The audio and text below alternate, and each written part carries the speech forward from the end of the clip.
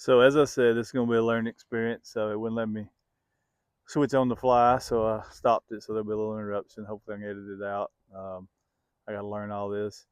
So a little history on the farm. My folks bought this place in 1972. I was 5 when we moved here. It's 30 acres. Great place to grow up at that time. Uh, Surrounded by woods. I don't think you can see it right here. Let me try to walk up without causing a lot of distortion and movement of the cameras. But this is an old cemetery. Originally, this used to be another city called Belton, and this is the original cemetery for them. And then the church is right up the road here. This is their cemetery, and there's a hill as you come down the road there. And once you top the hill, I mean, it was like you were dropping off into another world. No street lights, and my parents were actually afraid when I was little because I liked to get out and walk around and wander. So they were always cautioning me, to not leave the property on the backside because at that time it was woods all the way to the Chattahoochee River, which was, I don't know, several miles. So through those woods there was nothing but old logging roads. And anyway, they always told me that it was full of wild dogs, and I guess just to try to try to entice me not to wander off, which I did some wandering, but I have to admit it wasn't too bad. We grew. I had 2 sisters. Like I said, it was a great place to grow up. As I got older, if I wanted to jump on my bike and go out to the town and meet up with some of my friends, a little town, um, I could. It was close, but I spent most of my time just wandering around in the woods.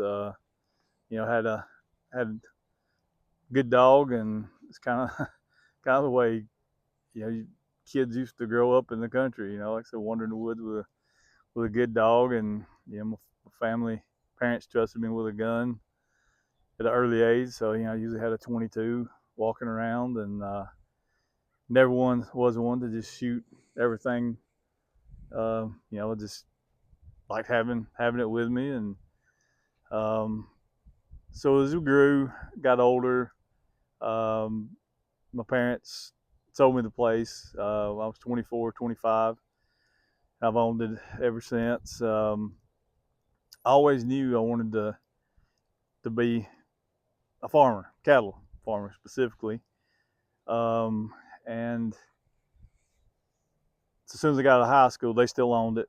As soon as I got out of high school, uh, they let me have the farm, the pastures. So I started doing some work on the fences, and started buying some cows. And at one point, I had several pastures rented around in the area. And then um, late 20s, early 30s, I decided I need to, instead of working a lot of small jobs, I needed something more steady. So I started working for a poultry company. And once I did that, I cut back on the cattle. So I just had what was here, and then I had one little pasture at my dad's place down in Banks County. Then when me and my wife got married, we we moved here. We lived for a little bit. She already had a house. We lived there for just a little bit, and we was up here on the weekends, and then I would come by every day and check everything. But once we sold her house, we moved up here, and we've raised our three sons here. And I said it was a great place to grow up, but the whole area is changed. And not complaining about it, not fussing. That's just the natural order of things. Things change, and we're not gonna stop everything. There's a whole this area. There's a big push on social media out of some people and some groups that we're gonna stop it. You're not gonna stop it. You might cause some aggravation and hinder it, but people are wanting to move to the southeast. There's jobs.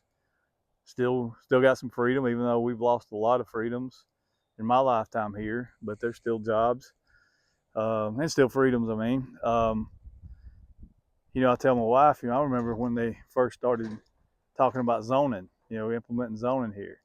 That's how old I am, I guess. But everybody was fearful. Oh, they're gonna tell us what we can do in our house, and what color we can paint our rooms, uh, and it didn't go to that extreme. And now people, I hesitate to say this because nothing against HOAs. People want to live in them. That's great. But I've started calling it like the HOA mentality has kind of come along, and so now people think they have a right to tell you what you can do and can't do on your own land. And I don't know, it's just a big change. And I've always wanted to farm, and I always had in my head, well, I got to work, but I always had in my head, in my mid 50s that I would be farming full time. And one of the ways to accomplish that was to sell this place and relocate, and that's what we're doing. I'm going to title this video "Fleeing the New South," and I don't mean it as ominous as that sounds. Still a great place to live. It's just not what we want anymore. We want to sit out on the porch and not hear traffic. You know, not we've got great neighbors, so I'm not fussing about our neighbors. But don't want to sit out and not have to look and see what our neighbors are doing. And the people next door were great neighbors. They had a 200-acre farm, and they sold it. And so we decided to. Well, let me back up. In 2017 or 18, the city came to me and said they wanted to run a sewer line across our place. And we had talked about for 20 years, kind of selling and doing what we're doing. But I don't know. At some point, we got busy raising the kids and working, and it just kind of got put on the back burner. Well, when the city came in and said they wanted to put a sewer, that got us, thinking and talking. And initially, I resisted, and they said, basically, you let us or we'll eminent domain. And so I went and talked to an attorney, and I knew that was right, but still, went and talked to an attorney, and he said, yeah, he said, just sell it, or not sell it, give them the easement, try to get a little money for it, and no way to stop it. So anyway, that's what we did. It was probably about 21 when they finally put the sewer in, and we had started, trying to sell. Then we had a contract at that point. The city wouldn't rezone the property, so that fell by the wayside.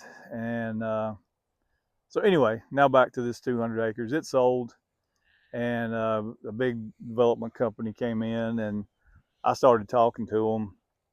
And so anyway, earlier this year, we finally we worked out a deal. And I know developers get a bad name, or at least in this area they do. These people are great. I mean, I'm on the city council here, so I know how they've been with the city. I mean, they've been good for the city to work with. The lady that was over that family farm, she had told me, it's a great, great company. No problems, no issues, and I've found it to be the same. So one, and I'm not going to go into legal advice because I am not enough up on that stuff. But I will tell you, if you are thinking about selling a place and relocating, get you a good lawyer, a good tax attorney, real estate tax attorney. Um, it'll be worth, even if you don't end up needing to use them, or it's worth the peace of mind of just knowing, what you can and can't do. Um, so I would definitely advise that. So I don't know, there's a lot more history and all, but I guess that's about all I'm gonna go into at the moment. You know, if anybody, I guess, posts questions or something, you know, I'll try to answer them maybe in another video or something. But one of the one of the things we decided we needed to do was get a different trailer. We had a steel trailer, an older one, and it I hadn't kept it inside, and it was still a good trailer, but we decided, you know, we're going to be moving stuff back and forth. We needed a little space, more space, so we sold the steel one and went to hunting a good uh, trailer, and didn't want to get aluminum because, you know, I saw how the steel ones, if you don't keep them in the dry, they get to looking bad. So didn't think it would be a big deal. Well, we couldn't find anything local, and never done this before, but found this one on Market. I think it was Marketplace. Anyway, maybe been a group. Actually, now I think about it, as a group, aluminum trailer group. And so we went to Kentucky and picked this one up. It's an old model too. It's a 98. It's in good shape. The guy, he shot me straight. Everything he told me, you know, we found to be true. It's a 24 foot. It's got two cut gates, and it's 7 foot wide. Our old one was 20 foot and 6 foot wide. So with extra square footage, you know, we can move a little bit more stuff at each time. Um, so as I said, I always wanted to be a cattle farmer. Well, we sold our cattle earlier this year, and I did shoot a couple of videos of that, about that, and I'll post them at some point. But about 13 years ago, my wife had been on me for a few years. You know, let's get some goats. You know, because the kids were something they could handle easier, and we had a lot. And you can see some of this privet hedge that's growing on the fence row right here. We had that stuff coming, kind of. It was definitely invasive, and it was taking out some of the draws where you couldn't get in with a bush hog or and I did spray back then some.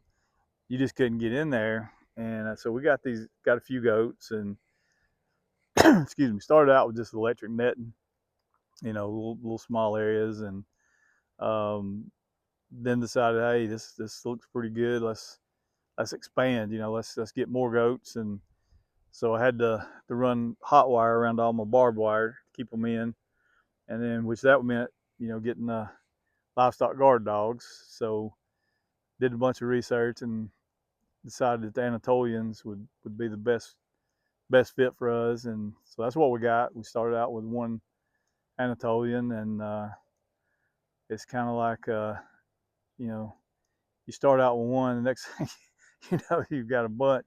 But we have had in our mind the last few years, you know, that we were gonna move and go into something larger. So that was part of it. But yeah, we've got 6 dogs at the moment. We've got them all on that small acreage there.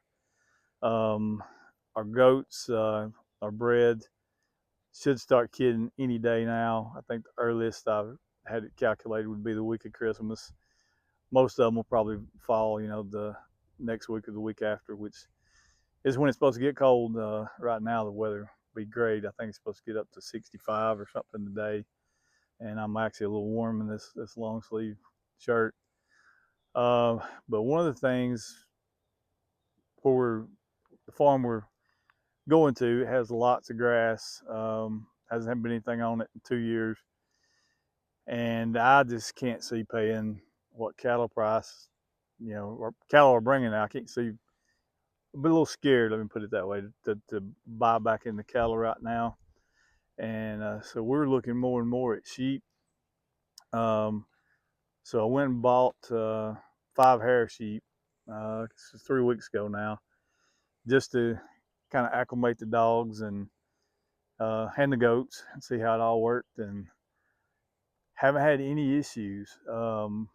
You know, they were a little standoffish with the dogs, and dogs, you know, were a little sniffy on them for the first day or two, but now then, you know, everything is kind of settled in. Some of the goats do, I mean the sheep, sorry, do seem to kind of stay together a little bit. Um, they, but it's now then it's not uncommon to look over and see one, over with a group of goats and the others sheep kind of off or with a different set of goats. So that was good to see. We've tried bees, got into the bees a few years ago. Um, Made a little honey, but definitely haven't haven't been wildly successful. But I think there's actually most of those are just boxes. I didn't have a good place to store them. But I think there's about 7 live hives that we're planning to move. Um, I'll kind of walk over there on another video and show like our setup for goats, how we work them, and kind of what I plan to do to improve it out there. Because if we do buy more sheep, and my plans on the goats are not to buy any more. Goats have a pretty steep learning curve, and anytime I've brought goats in, um, it seems like not always a majority, but a high percentage of them just fall out of our program. I don't.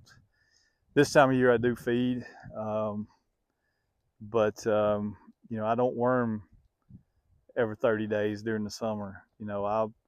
We work them all in the spring after everything's kitted out, and then we want to bring them back up around July.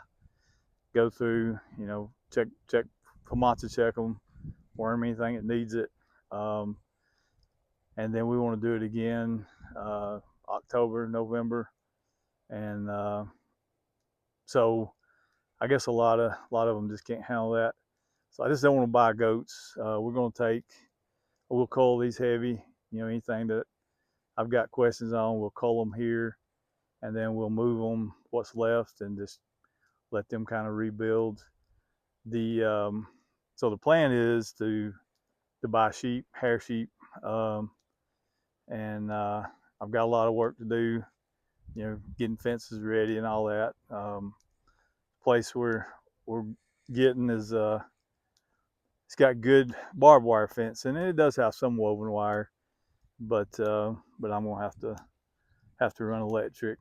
Um, I should have videoed. This is gonna be definitely a learning curve for me. That's what my wife, she's been on me for months, to start this, and I keep and that's what everybody says.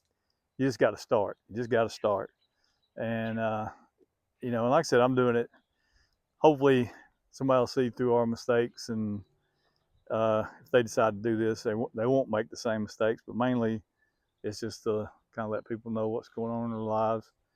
But my wife had a big round pen, and so I was kind of hoping that she would sell it here. But anyway, she wants to take it, so we got it broke down and stacked there. We're gonna load it up, and that'll be on the first load that goes out. We took a few things out already just to store in one of the buildings, but so that'll be on the loading. We'll put everything we can put on the trailer, and we'll go ahead and get it set up once we get out there.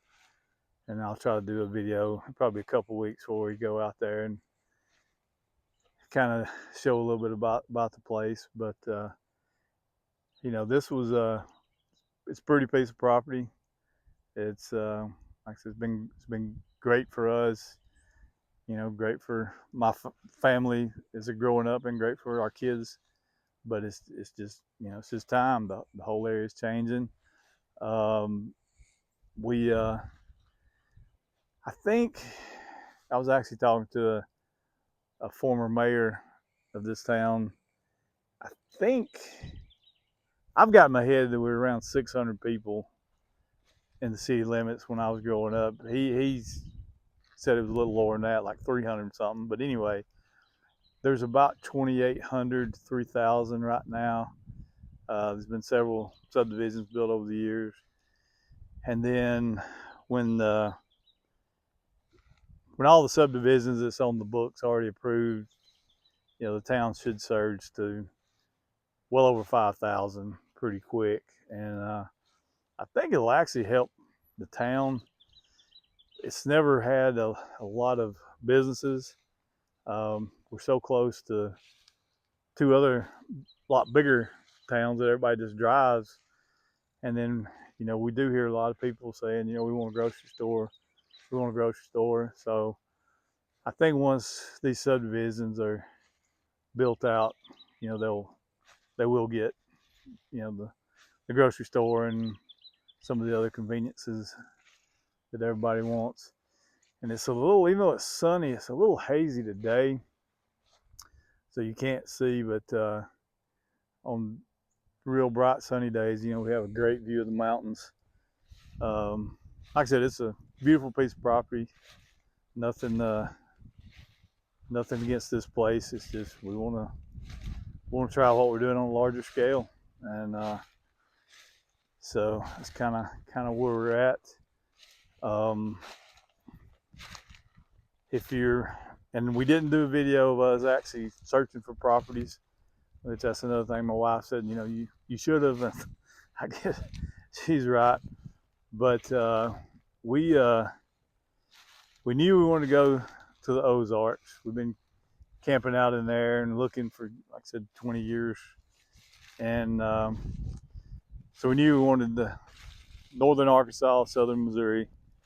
And I'd always said that when we got out, I wanted to really get out, And 20 years ago, I think I would probably have looked for the most remote stuff I could find.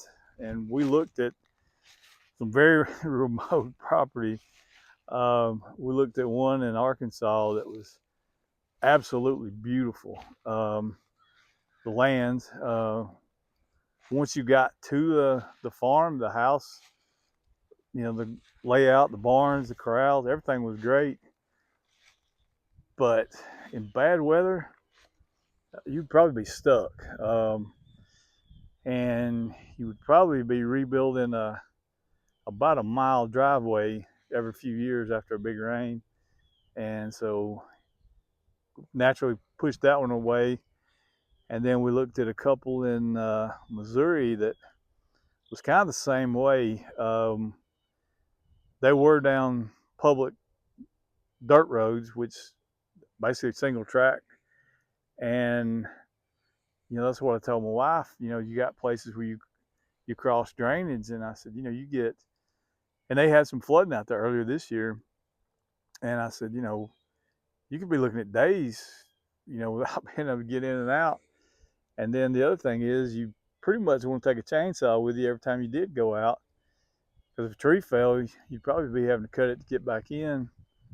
And so it was just strange to me. The place we found that we kind of, I hate to use the word, but I guess fell in love with, is actually 3 miles from a Walmart.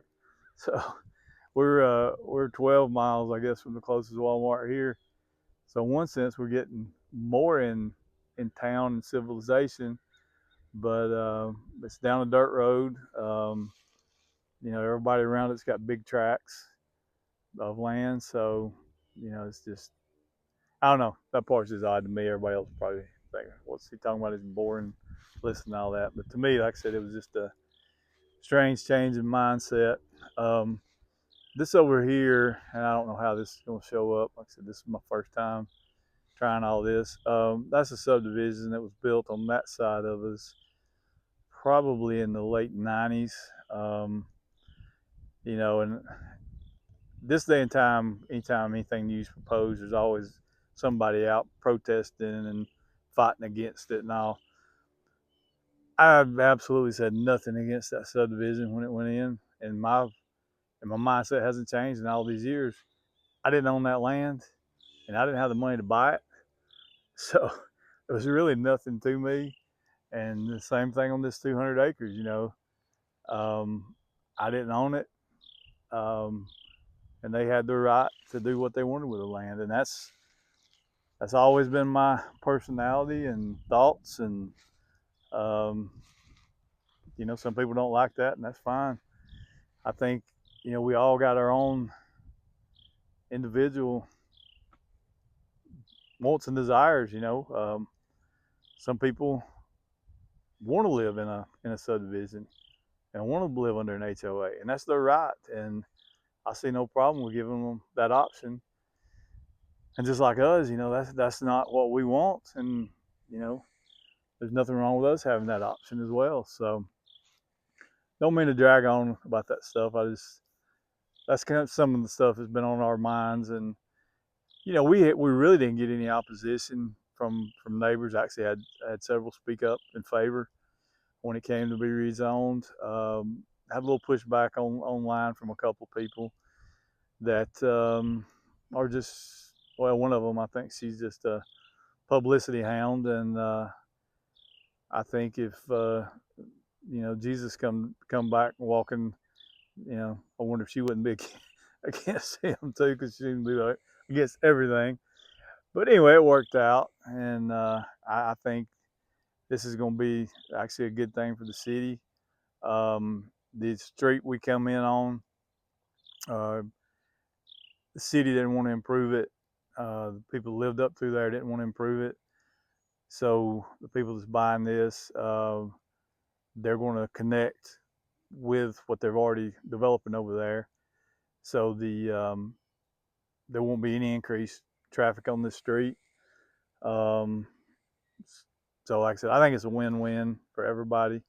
It definitely allows us to go and do what we want, to try our hand on larger scale farming. And it helps create jobs, more jobs for them people building the houses, and more homes for people that want to move to this area. So other people got their own opinions. Hey, that's fine and dandy. That's the way it should be. We shouldn't all be just alike, have the exact same thoughts. But hopefully this will work out.